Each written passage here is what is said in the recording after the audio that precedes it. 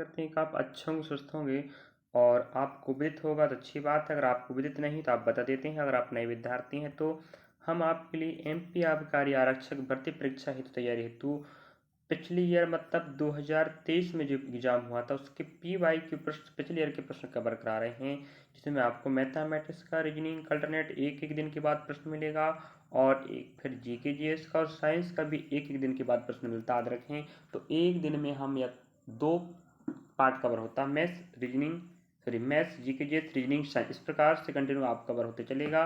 और आपको हम बता दें हमारे चैनल के प्लेलिस्ट में आप जाके विजिट कर सकते हैं MP आबकारी आरक्षक PYQ कक्षा 2025-26 के प्लेलिस्ट में, जहां पर आपको क्रमशः 20 फरवरी से लगा 21, 22 और 23 और ये 24 का सेकेंड शिफ्ट चल रहा है। इस प्रकार से हर दिन के 3-3 शिफ्ट कवर होते चल रहे हैं और हम प्रश्न दिखाते चल रहे हैं। याद रखें इस शिफ्ट का इस तारीख का हमने 20 प्रश्नों का GK GS कवर कराया, यही शिफ्ट का यही तारीख का 15 प्रश्न साइंस के आपको इस वीडियो में कवर होंगे। तो लास्ट तक बने रहें, लास्ट तक देखें और सीखें समझें और साझा करें अपने सहपाठी के साथ, जिससे वो भी आप समझ सकें प्रश्न का पैटर्न किस प्रकार का, क्योंकि 23 भर्ती के अकॉर्डिंग ही 2025 में एग्जाम होगा जुलाई में। याद रखें संभावित माह है वहाँ पर आपको प्रश्न देखने को मिलेगा। चलिए दिखाते हैं प्रश्न। पहला प्रश्न याद रखें प्रश्न क्रमांक 21 से 35 तक आपको साइंस के प्रश्न मिलेंगे 15 और 1 से 20 तक आपको GK। चलिए, और अगर आप इसी शिफ्ट का इसी तारीख का पहला पार्ट नहीं देखा तो जाके चैनल विजिट कर सकते हैं। चारों पोर्शन अलग अलग पार्ट में कवर हो रहे हैं। प्रश्न क्रमांक 21 कहता है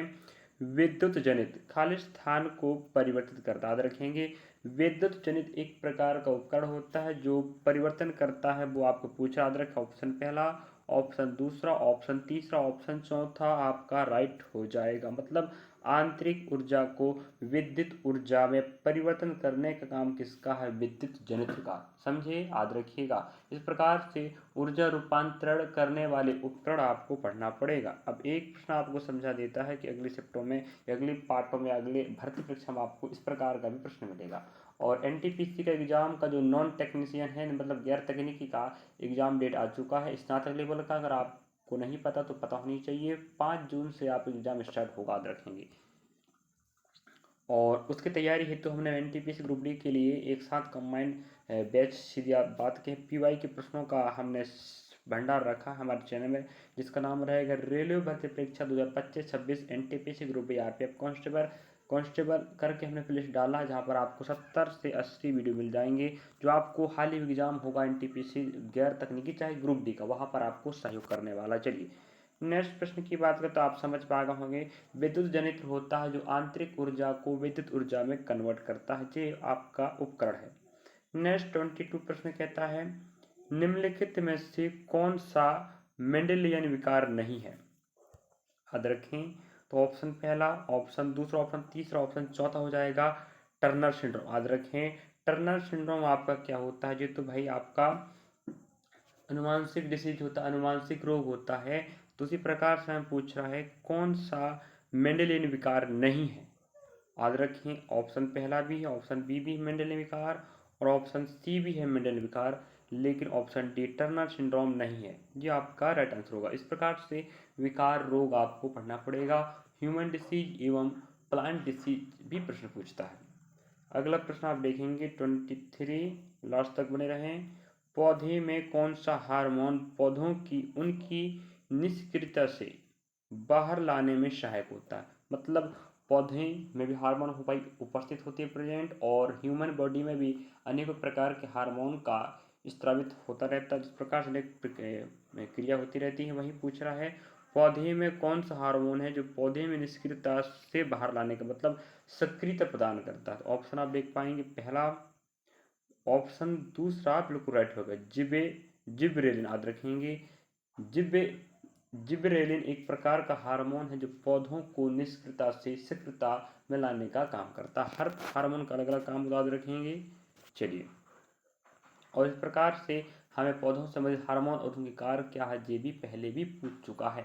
शिफ्ट बाय डे बाय आप देखोगे तो आपको खुद आइडिया लग जाएगा कि प्रश्न का पैटर्न किस प्रकार का है और किस प्रकार से प्रश्न आ रहे हैं। चलिए अगला प्रश्न चैप्टर वही तारीख वही 24 कहता है मानव शरीर में निम्नलिखित में से कौन सा एंजाइम प्रोटीन के टूटने की शुरुआत करता है? मतलब मानव शरीर में कौन से एंजाइम है जो प्रोटीन के टूटने की शुरुआत करता है या प्रोटीन को तोड़ना या पचाने का काम करता है। याद रखें ऑप्शन पहला आपका हो जाएगा पेप्सिन। इसके पहले भी हमें पेप्सिन से संबंधित प्रश्न पूछ चुका है, अगर आपको पता होगा तो। क्यों पता होगा? अगर आप हमारे वीडियो को कंटिन्यू देख रहे हैं, continue day by chapter by, तो आप समझ पाओगे कि बिल्कुल सही बात कह रहे हो आप। अगर नहीं देख रहे तो आपको हम कुछ नहीं कह सकते कि पहले आया नहीं आया, आप खुद भी कह सकते हो अगर आप हमें देख रहे हैं कंटिन्यू तो। चलिए, और ऑप्शन आप देख पाएंगे। और अगला प्रश्न आप देख पा रहे होंगे 25 नंबर का, पैलेडियम या निकेल उत्प्रेरक की उपस्थिति में तेल। याद रखेंगे उत्प्रेरक में होता है जो अभिक्रिया को फ्रीज करते हैं फास्ट करने के लिए, ठीक है, उन्हें उत्प्रेरक कहा जाता है। तो पैलेडियम और निकेल उत्प्रेरक होते, याद रखें, की उपस्थिति में तेल हाइड्रोजन के साथ अभिक्रिया करके वसा बनाते हैं। याद रखें जो तेल होते हैं हाइड्रोजन के साथ अभिक्रिया करेंगे, उत्प्रेरक पैलेडियम या निकेल रहेगा, वसा बनाते हैं। यह खालिस्तान का एक उदाहरण है। तो उदाहरण पूछ रहा, ऑप्शन याद रखें। तो ऑप्शन पहला, ऑप्शन दूसरा, ऑप्शन तीसरा, ऑप्शन चौथा आप देख पा रहे होंगे। अंग्रेजी और हिंदी दोनों में आप पढ़ सकते हैं, और आप जिस भी माध्यम के विद्यार्थी हैं, और अधिकांश हमसे हिंदी माध्यम के विद्यार्थी जुड़ते हैं, तो हिंदी माध्यम में आपको अधिकांश पता होगा। हम जीके जीएस और साइंस के प्रश्नों को आपको आपके समक्ष रख रहे हैं, दिखा रहे हैं, आइडिया लगा रहे हैं आपको कि इस प्रकार का पैटर्न का हार्ड है, डीप है, इस प्रकार से प्रश्न शिफ्ट बाय डे बाय पूछ रहा है, आपको आइडिया लग जाएगा। तो आप खुद भी अपने हिसाब से पढ़ लीजिएगा। अपने पास अभी याद रखें सिर्फ 1.5 महीने बचा है। मई निकल चुका 15 दिन, और जून आपका पूरा है, जुलाई में एग्जाम होना है, याद रखें। और 100 नंबर पेपर होगा। पहला वीडियो आप देखेंगे प्ले स्टोर में तो आपको पूरा डिटेल मिल जाएगा इस प्रकार का प्रश्न पत्र में कितने कितने नंबर का डिवाइड है। चलिएगा, और नहीं पता तो आप लोग कमेंट बॉक्स में कमेंट कर सकते हैं। और एनटीपीसी ग्रुप डी में भी आपको साइंस काम देगा। एनटीपीसी एग्जाम चालू होने वाला, आप याद होनी चाहिए 5 जून से। ऑप्शन पहला पैटर्न हो जाएगा, उस अभिक्रिया को हम जोड़ या एडिशन रिएक्शन कहते हैं, ठीक है। जो पैलेडियम और निकेल होते हैं उत्प्रेरक काम करते हैं, जो तेल हाइड्रोजन के साथ अभिक्रिया करता है और वसा बनाता है, तो उस अभिक्रिया को हम जोड़ या एडिशन रिएक्शन के नाम से जानते हैं। चलिए, इस प्रकार से अभिक्रियाओं के प्रकार आपको पढ़ना पड़ेगा। नेक्स्ट प्रश्न आपको 26 नंबर का कहता है, देखिएगा, निम्नलिखित में से कौन सा कथन सत्य नहीं है। अब कौन सा कथन सत्य नहीं है कह रहा है, अब नहीं है भाई, तो भाई सत्य पता होनी चाहिए। ऑप्शन पहला याद रखें आपको, सत्य है कोई भी दो आसन्न सजातीय के आणविक सूत्र में कार्बन परमाणु, एक कार्बन परमाणु और 2 हाइड्रोजन परमाणु का अंतर होता है, ठीक है। नेक्स्ट आंसर ही बता देते हैं, ऑप्शन बी इसका राइट हो जाएगा। किसी भी दो आसन्न सजातीयों के आणविक द्रव्यमान में अंतर 16 यू होता है, याद रखें, ठीक है। यू उनका द्रव्यमान मापने की इकाई, याद रखें, उसका संकेत रूप में दर्शा याद रखेंगे यू को। तो आणविक द्रव्यमान कितना, 16 ये कह रहा है, और ये आपका गलत आंसर है, समझे। चलिए, इस प्रकार से हमें आणविक परमाणु अणु आणविक चीज़ें पढ़ना पड़ेगा, किस प्रकार से उनका निर्माण होता है, किस प्रकार द्रव्यमान होता है, उनका भार होता है, ठीक है। चलिए, तो पहला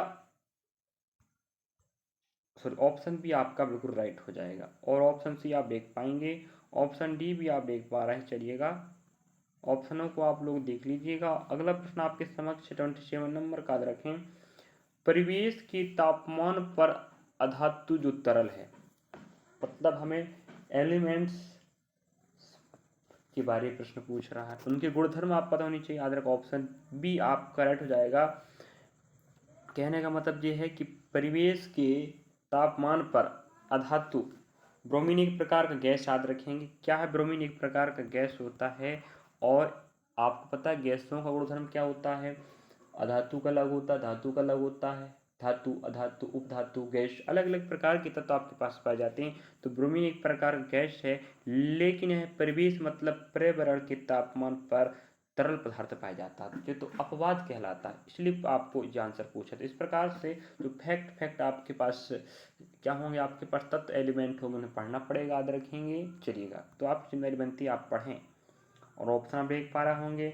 नेक्स्ट प्रश्न हमें पूछ रहा 28 नंबर का, यदि किसी तत्व ए के परमाणु में 18 प्रोटॉन हैं, तो इसका मतलब है कि उसके आयन ए प्लस में 18 इलेक्ट्रॉन होंगे, अतः ए प्लस में इलेक्ट्रॉनों की संख्या ज्ञात करो। तो ऑप्शन याद रखें, ऑप्शन ए आपका करेक्ट आंसर हो जाएगा। मतलब अगर प्रोटॉन आपके पास 18 हैं तो इसका मतलब उसकी आयन प्लस इलेक्ट्रॉनों की संख्या 18 होगी। तो ए प्लस में इलेक्ट्रॉनों की संख्या याद रखें, आपके पास 17 आपकी राइट आंसर हो जाएगी। इस प्रकार से हमें परमाणु के समस्त अवयव, प्रोटॉन है कि नहीं, प्रोटॉन, न्यूट्रॉन, इलेक्ट्रॉन, इन सब को पढ़ना पड़ेगा। न्यूट्रॉनों की संख्या, प्रोटॉनों की संख्या और इलेक्ट्रॉनों की संख्या आपको अवगत होनी चाहिए हर परमाणु का, जो महत्वपूर्ण है, सबका नहीं भाई, जो महत्वपूर्ण, ठीक है। इस प्रकार से हमें जो पहला अगला प्रश्न लेके चलते हैं। ऑप्शन आप देख पा रहे होंगे। चलिए नेक्स्ट प्रश्न हमें 29 नंबर का कहता है, दो अलग अलग परिस्थितिकी तंत्र के बीच के क्षेत्र को क्या कहा जाता है? दो अलग अलग परिस्थितिकी तंत्र के बीच के क्षेत्र को क्या कहा जाता है? तो हमें पूछ रहा है दो अलग अलग परिस्थितिकी तंत्र के बीच के क्षेत्र को। ऑप्शन याद रखें जी, आपका इकोलॉजी सिस्टम का प्रश्न है, तो इसका राइट आंसर होगा इकोटोन। क्या बोलते हैं? इकोटोन, ठीक याद रखेंगे। मतलब कहना ये चाह रहा है दो अलग अलग परिस्थितिकी तंत्र है ना, जैसे कृषि भी एक परिस्थितिकी तंत्र है, तालाब भी एक परिस्थितिकी तंत्र है, तो उनके बीच के क्षेत्र को याद रखें, इकोटोन कहा जाता है। चलिए, तो ये आपका इकोलॉजी संबंधित प्रश्न रहा। और पर्यावरण संबंधित प्रश्न आपको हर चैप्टर पूछ रहा है। अगला 30 नंबर का प्रश्न कहता है, अत्यंत सघन वन किसे कहते हैं? सघन मीन्स होता है, विरल मीन्स होता है फैले फैले, मतलब बहुत डिस्टेंस में पेड़ पौधे होते हैं, इसे हम विरल कहते हैं। अत्यंत सबसे अधिक, सघन मीन्स होता है बिल्कुल घने। तो ऑप्शन ए आपका बिल्कुल राइट हो जाएगा। 70% या अधिक हो क्या वन, तो उसे हम अत्यंत सघन घन कहते हैं। अगला ऑप्शन आपके पास 90 दे के रखा है, 90 थोड़ा ज़्यादा कर दिया, 60 बहुत कम हो गया है। डी आपका 55% बहुत कम हो गया। तो आपका आंसर 70% या उससे अधिक हो जाए वनों का घनत्व, उसे हम अत्यंत सघन वन के नाम से श्रेणी में रखते हैं। चलिए अगला प्रश्न आप देख पा रहे होंगे 31 नंबर का, इग्लू क्या है? इग्लू इग्लू क्या है ये पूछ रहा है, याद रखें। और रही बात यहाँ पर हमें इससे भी प्रश्न बार बार अर्थ बताने की पूछता रहता है। तो ऑप्शन ए आपका राइट हो जाएगा, बर्फ से बना घर। क्या? इग्लू, याद रखेंगे। इग्लू मतलब होता है बर्फ से बना घर को हम इग्लू कहते हैं। चलिए, और ऑप्शन आप देख पा रहे होंगे। नेक्स्ट अगला प्रश्न आपके समक्ष 32 नंबर का, निम्नलिखित में से कौन सीसा नामक प्रदूषक द्वारा स्वास्थ्य के लिए खतरा हो सकता है? याद रखेंगे। तो सीसा जिसे हम लेड कहते हैं, जिसे हम पीबी के रूप में दर्शाते, याद रखेंगे। नामक एक प्रकार का सीसा जिसे हम लेड कहते हैं और पीबी से दर्शाते हैं, एक प्रकार का प्रदूषक होता है जो स्वास्थ्य के लिए क्या है, खतरा हो सकता है। तो option A, option B, option C, option D. Option A आपका राइट हो जाएगा, एनीमिया। एनीमिया के लिए क्या है, ये हानिकारक आपका प्रदूषक है। और एनीमिया में क्या होता है, खून की कमी होती है, याद रखेंगे। इसकी पूर्ति तो आपको आयरन, एफ ही मतलब होता है आयरन, जिसे हम लोहा भी कहते हैं, आपको प्रयोग करना पड़ेगा। जैसे हरे साग सब्जियाँ, पालक में आयरन आपको मिलता रहेगा। तो एनीमिया में होता है आपका बॉडी में रक्त की कमी। तो जो सीसा नामक प्रदूषक होता है, जो आपको इस प्रकार के रोग उत्पन्न करने में आपके लिए खतरा है। अगला प्रश्न आप देखेंगे, प्रश्न क्रमांक 33, मेसोसोम कार निम्न में से किससे संबंधित नहीं है? मेसोसोम कार निम्न में से किससे संबंधित नहीं पूछ रहा। ऑप्शन ए है, ऑप्शन बी है, ऑप्शन डी आपको जाएगा प्रजनन से। तो प्रजनन से, रिप्रोडक्शन से संबंधित नहीं है कौन? मेसोसोम, ठीक है। डीएनए की प्रतिकृति संबंधित है, कोशिका भित्ति का संश्लेषण संबंधित है और जीवाणु स्त्राव से संबंधित है। लेकिन ऑप्शन सी मतलब रिप्रोडक्शन मतलब प्रजनन से संबंधित नहीं है कौन? मेसोसोम, ठीक है। ऑप्शन नंबर बी सी आपका राइट हो जाए। अगला प्रश्न आप देख पा रहे 34 नंबर का, निम्नलिखित में से कौन सा द्वितीयक प्रदूषण में योगदान देता है? मतलब निम्नलिखित में से कौन सा द्वितीयक प्रदूषण योगदान देता है? तो ऑप्शन ए आपका हो जाएगा HNO3, ठीक है। ये आपका ऑप्शन पहला ही राइट हो जाएगा, जो आपके प्रदूषण में योगदान देने वाला हानिकारक आपका यौगिक है HNO3। और आप लोग कमेंट करके बताएं HNO3 का रासायनिक नाम क्या है। ये तो रासायनिक सूत्र हुआ है कि नहीं। चलिए आप लोग कमेंट करेंगे, साइंस के बच्चे हैं और आप पता होगा कि ग्रुप डी एग्ज़ाम 2026 में होगा, हम आपको लिख के रख देते हैं, क्योंकि उसका जो पिटीशन दायर होगा हाई कोर्ट में, जब तक उसकी सुनवाई नहीं होगी तब तक उसका एग्ज़ाम डेट नहीं आएगा। तो मान लो 2026 में एग्ज़ाम होगा तो वहाँ पर आपको 25 नंबर का साइंस पूछेगा, जो इस भर्ती परीक्षा के प्रश्न भी आपको सहयोग करने वाले। तो HNO3 आपका बिल्कुल राइट हो जाएगा। चलिए लास्ट में और बात करते हैं। 35 नंबर का प्रश्न क्या था, आप देख पा रहे होंगे। 1990 के दशक में दुनिया के खालिस्तान सबसे प्रदूषक शहरों में दिल्ली चौथे नंबर। दुनिया के खालिस्तान सबसे प्रदूषक शहरों में दिल्ली चौथे नंबर पर है। तो टॉप 41 की बात कर रहे हैं, टॉप 41 देशों में। तो पूरे विश्व में टॉप 41 देशों को चुना गया प्रदूषण की श्रेणी में, उसमें टॉप 41 में चौथे स्थान पर तो कौन, दिल्ली आता है। तो दिल्ली भाई भारत का सबसे प्रदूषक शहर माना जाता है और सबसे बड़ी आबादी वाला शहर भी आप पता होनी चाहिए। ऑप्शन आपका बी बिल्कुल राइट हो जाएगा, टॉप 41। और यहीं पर हम विराम करते हैं, मतलब अगला प्रश्न आपको जानकर देने वाले हैं। यहाँ पर खत्म हुआ तो ये रहा आपका टॉप 15 प्रश्न साइंस के, जो इस शिफ्ट की तारीख के थे। अगला शिफ्ट लेके चलेंगे, नया शिफ्ट नया तारीख मिलेगा।